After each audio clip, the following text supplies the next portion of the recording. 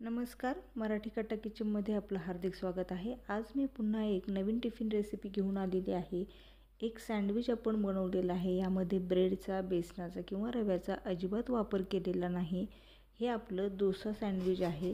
डोसा जर तुम्ही डब्यात न्याल तर ती थोड्या वेळाने मऊ पडण्याची शक्यता असते। तेव्हा आपण अगदी नवीन पद्धतीने हा डोसा तयार करणार आहोत। मुले हा डबा अगदी आवडीने खाऊन येतील आणि डबा देखील फस्त होऊनच घरी येईल। यासाठी मी इथे इडली बॅटर घेतलेला आहे। चवीनुसार यामध्ये आपल्याला मीठ घालायचं आहे।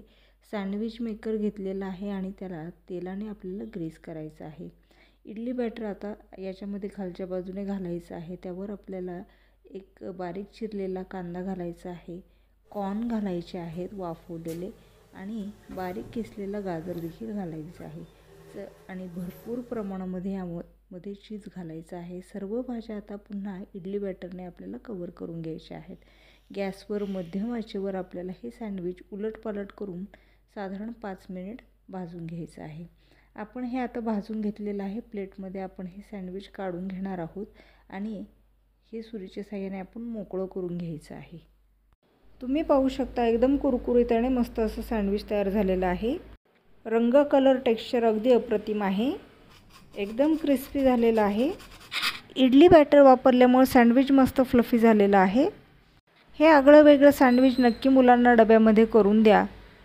त्याचप्रमाणे आपण हा व्हिडिओ कोणत्या भागातून बघत आहात हे कमेंट बॉक्समध्ये देखील सांगायला विसरू नका आणि सबस्क्राईब करायला विसरू नका मराठी कट्टा किचन।